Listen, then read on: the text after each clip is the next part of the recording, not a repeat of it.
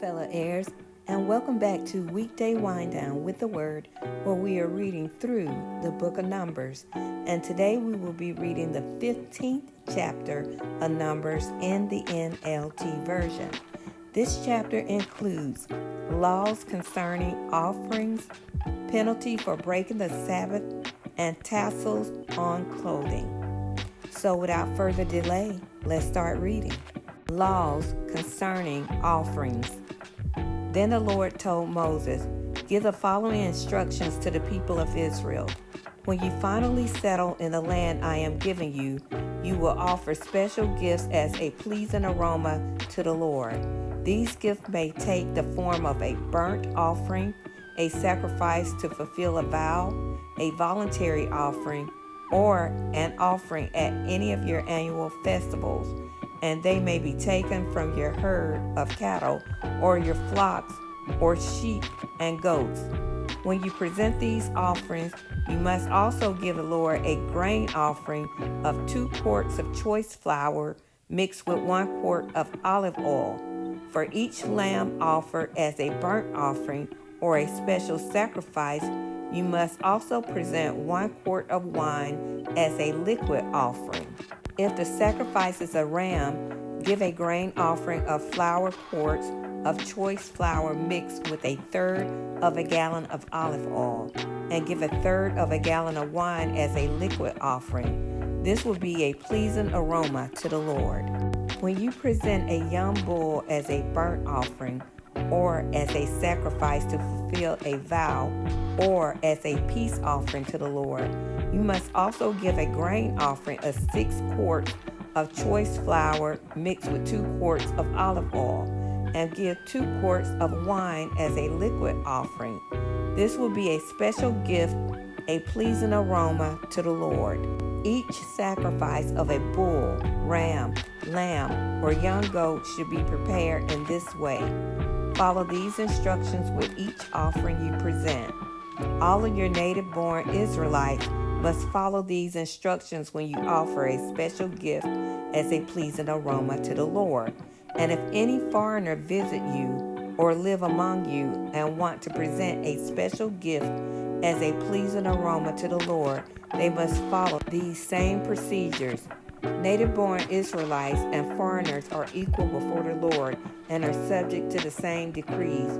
This is a permanent law for you, to be observed from generation to generation. The same instructions and regulation will apply both to you and to foreigners living among you." Then the Lord said to Moses, "Give the following instructions to the people of Israel. When you arrive in the land where I am taking you, and you eat the crops that grow there, you must set some aside as a sacred offering to the Lord. Present a cake from the first of the flour you grind, and set it aside as a sacred offering, as you do with the first grain from the threshing floor. Throughout the generations to come, you are to present a sacred offering to the Lord each year from the first of your ground flour. But suppose you unintentionally fail to carry out all of these commands that the Lord has given you through Moses, and suppose your descendants in the future fail to do everything the Lord had commanded through Moses. If the mistakes were made unintentionally and the community was unaware of it, the whole community must present a young bull for a burnt offering as a pleasing aroma to the Lord. It must be offered along with its prescribed grain offering and liquid offering, and with 1 male goat for a sin offering. With it, the priest will purify the whole community of Israel, making them right with the Lord, and they will be forgiven, for it was an unintentional sin, and they have corrected it with their offerings to the Lord. The special gift and the sin offering. The whole community of Israel will be forgiven, including the foreigners living among you, for all the people were involved in the sin. If one individual commits an unintentional sin, the guilty person must bring a 1-year-old female goat for a sin offering. The priest will sacrifice it to purify the guilty person before the Lord, and that person will be forgiven. These same instructions apply both to the native-born Israelites Israelites and to the foreigners living among you. But if those who brazenly violate the Lord's will, whether native-born Israelites or foreigners, have blasphemed the Lord, and they must be cut off from the community, since they have treated the Lord's word with contempt and deliberately disobeyed his command. They must be completely cut off and suffer the punishment for their guilt. Penalty for breaking the Sabbath. One day while the people of Israel were in the wilderness, they discovered a man gathering wood on the Sabbath day. The people who found him doing this took him before Moses, Aaron, and the rest of the community. They held him in custody because they did not know what to do with him. Then the Lord said to Moses, "The man must be put to death. The whole community must stone him outside the camp." So the whole community took the man outside the camp and stoned him to death, just as the Lord had commanded Moses.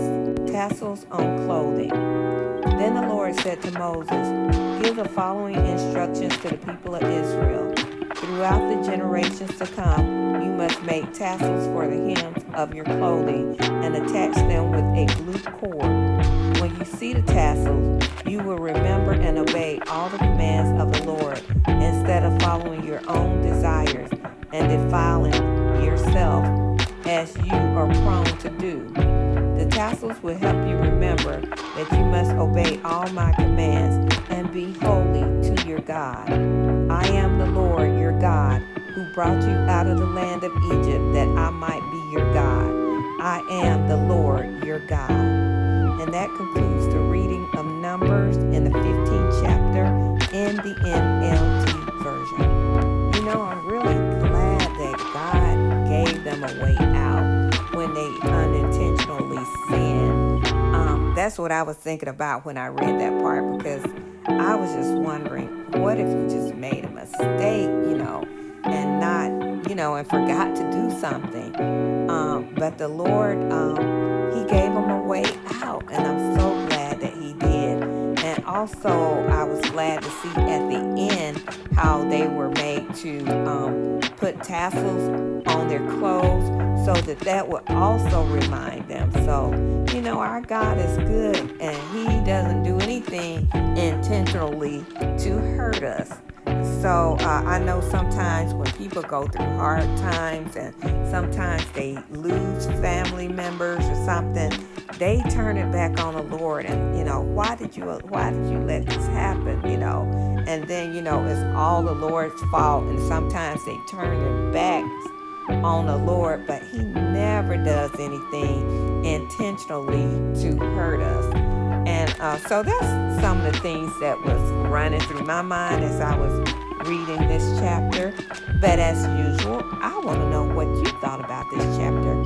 Please make sure you put it in the comments below. As you know, iron sharpens iron. You help me, and I'll try to help you. And together we can grow. Okay, so that concludes this video. Thank you once again for listening to Weekday Wind Down with the Word, and have a